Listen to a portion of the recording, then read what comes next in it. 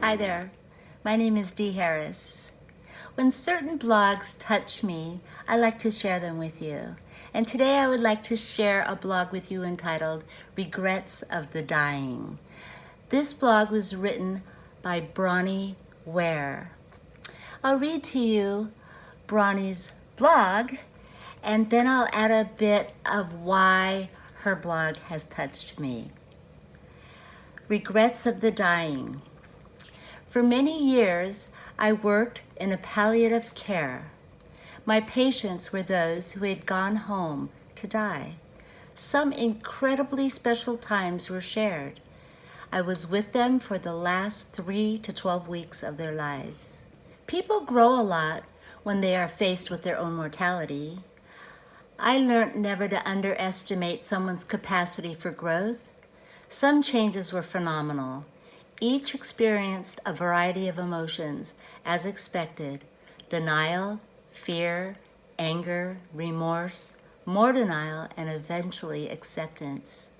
Every single patient found their peace before they departed, though. Every one of them. When questioned about any regrets they had had or anything they would do differently, common themes surfaced again and again. Here are the most common 5. Number 1, I wish I'd had the courage to live a life true to myself, not the life others expected of me. This was the most common regret of all. When people realize that their life is almost over and look back clearly on it, it is easy to see how many dreams have gone unfulfilled. Most people had not honored even half of their dreams and had to die knowing that it was due to choices they had made or not made. It is very important to try and honor at least some of your dreams along the way. From the moment that you lose your health, it is too late. Health brings a freedom very few realize until they no longer have it. Okay, well, here's a bit from me that I want to share with you about what was just read. I am blessed to have not been told I have X amount of time to live, but I try to live as if I have. I do try to live in the moment, striving to have no regrets. If this were my last day on the planet, I know I have done my best and cannot think of any unresolved issues nor regrets that need tending to. Okay, I could update my will and trust, but it is actually good enough as they are written. I could clean up my paper trail, making sure that passwords and accounts are readily available for my loved ones. I could get rid of a lot of my shit so that my family doesn't have to encounter the mountains of possessions I've accumulated. But this is more than that. This is about being true to yourself. This I did not learn until crawling out of the depths of my addictions. And when I was given the opportunity for a new life, I ran with it. This was given me by Alcoholics Anonymous and the 12 steps that are my toolbox for living and a sensible and meaningful life today. Let me stress at this time that I am not affiliated with the organization of Alcoholics Anonymous. I just know that it works for me. So living a life true to myself is a fabulous blessing. By working the steps with a trusted sponsor, I found how fear-based I was living. I was trying to live the life I thought others expected of me. I was more concerned about getting your approval than my own self-worth and self-love, as I wasn't aware of what that was. As I peeled away the layers of the onion skin, eventually revealing the real me, and learned to accept and love the real me, everything changed. Everything got easier, lighter, freer. I found happiness and contentment. I found purpose. I found compassion and empathy. I found me. Yes, I still do for you today, but not because I need your approval to validate myself. I do it because I want to, and it gives my heart joy. And today I get to be the person I was meant to be. allowing the inner child to play and run free. I get to be the responsible me, making sure commitments are fulfilled and doing my best to help others and the planet. Back to Bronnie. Number 2. I wish I didn't work so hard. This came from every male patient that I had nursed. They missed their children's youth and their partner's companionship. Women also spoke of this regret. But as most were from an older generation, many of the female patients had not been breadwinners. All of the men I nursed deeply regretted spending so much of their lives on the treadmill of a work existence. By simplifying your lifestyle and making conscious choices along the way, it is possible to not need the income that you think you do. And by creating more space in your life, you become happier and more open to new opportunities, ones more suited to your new lifestyle. Okay, well, here's my take on that paragraph. For as long as I could remember, I had heard and learned how important it is to have more and do whatever it takes to get more. So, if that means sacrificing relationships, so be it. If that means no date nights with your mate, oh well. If that means missing your kids' special events, there will be others. If that means putting yourself at the bottom of the list, someday you will take care of yourself, right? Does more money, more power, more stuff serve us? Hell no. We learn as we age that less is better, not more. Finding peace and contentment with the simplest of needs frees us to enjoy what is really important, life itself, and the relationships we were meant to have with each other and this wonderful planet on which we live. So not being a slave to expensive, non-meaningful possessions is what we should be striving toward. Basic needs, yes. Comparing yourselves to the Joneses, no. Feel comfortable enough in your own skin to know, feel what is best for you. And if and when you can, find work that you're passionate about. That fills your soul. Number 3 from Bronnie. I wish I'd had the courage to express my feelings. Many people suppress their feelings in order to keep peace with others. As a result, they settled for a mediocre existence and never became who they were truly capable of becoming.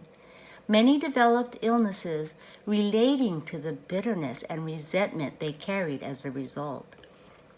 We cannot control the reactions of others.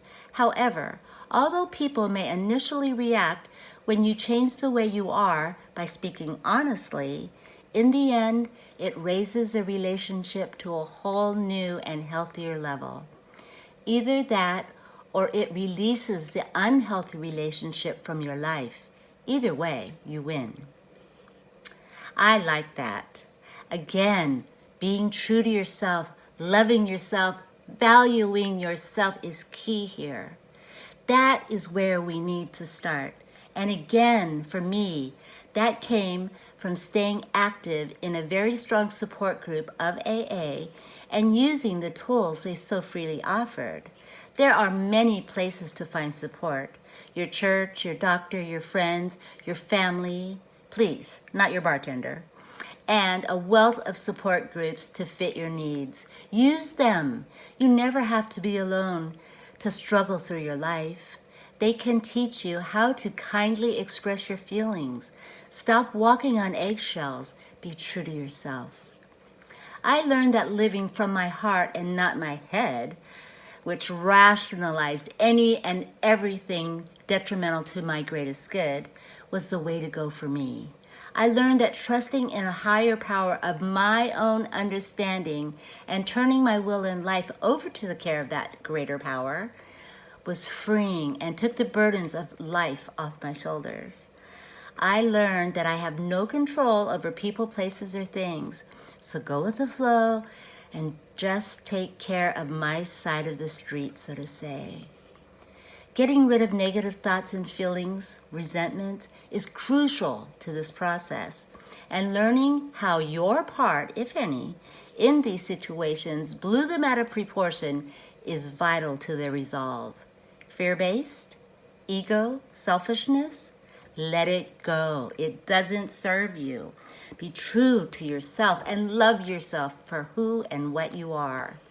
Be comfortable in your own skin, and then you can comfortably speak your mind with grace and love. Number 4 from Bronnie. I wish I had stayed in touch with my friends. Oh, often they would not truly realize the full benefits of old friends until their dying weeks, and it was not always possible to track them down. Many had become so caught up in their own lives that they had let golden friendships slip by over the years. There were many deep regrets about not giving friendships the time and effort that they deserved. Everyone misses their friends when they are dying. It is common for anyone in a busy lifestyle to let friendships slip. But when you are faced with the approaching death of yourself, the physical details of life fall away. People do want to get their financial affairs in order, if possible, but it is not money or status that holds the true importance for them. They want to get things in order more for the benefit of those they love. Usually, though, they are too ill and weary to ever manage this task. It is all coming down to love and relationships in the end. That is all that remains in the final weeks, love and relationships. Wow, putting everything in perspective, yes? Although I am not an avid supporter of social media, it has made keeping in touch much easier. I have found long-lost friends on the internet. Today we have relationships more priceless than we had when the memories that were conjured up in my brain even occurred. When thoughts of long-lost friends arise, follow through on them. There are no coincidences. These thoughts arise for a reason. Honor them. Number 5 from Bronnie. I wish that I had let myself be happier. This is a surprisingly common one. Many did not realize until the end that happiness is a choice. They had stayed stuck in old patterns and habits. The so-called comfort of familiarity overflowed into their emotions as well as their physical lives. Fear of change had them pretending to others and to themselves that they were content, when deep within they longed to laugh properly and have silliness in their life again. When you are on your deathbed, what others think of you is a long way from your mind. How wonderful to be able to let go and smile again, long before you are dying. Life is a choice. It is your life. Choose consciously, choose wisely, choose honestly, choose happiness.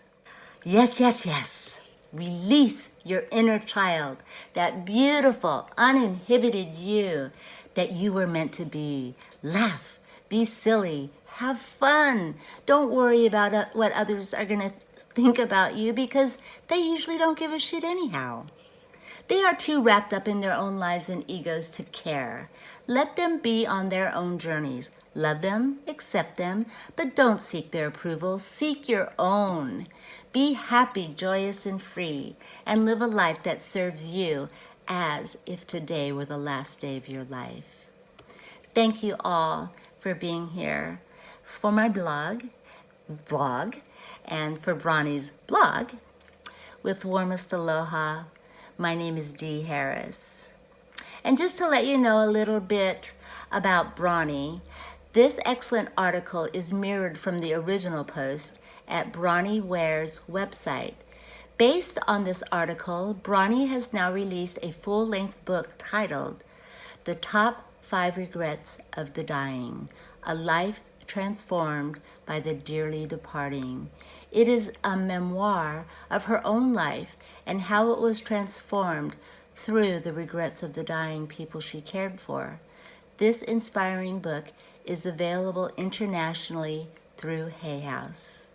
Thank you again. Have a great day.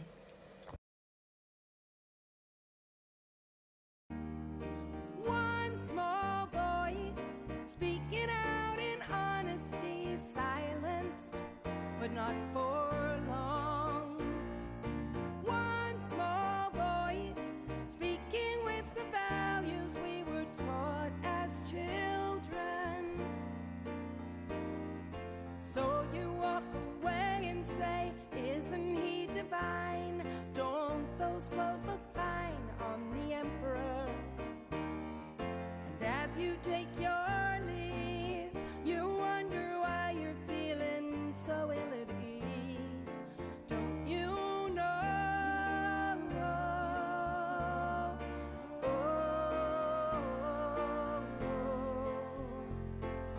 Lies take your soul. You can't hide from yourself. Lies take their toll on you and everyone else. Lies, small voice speaking out in honesty, silenced, but not for long. Why, small voice speaking with the values we were taught as children.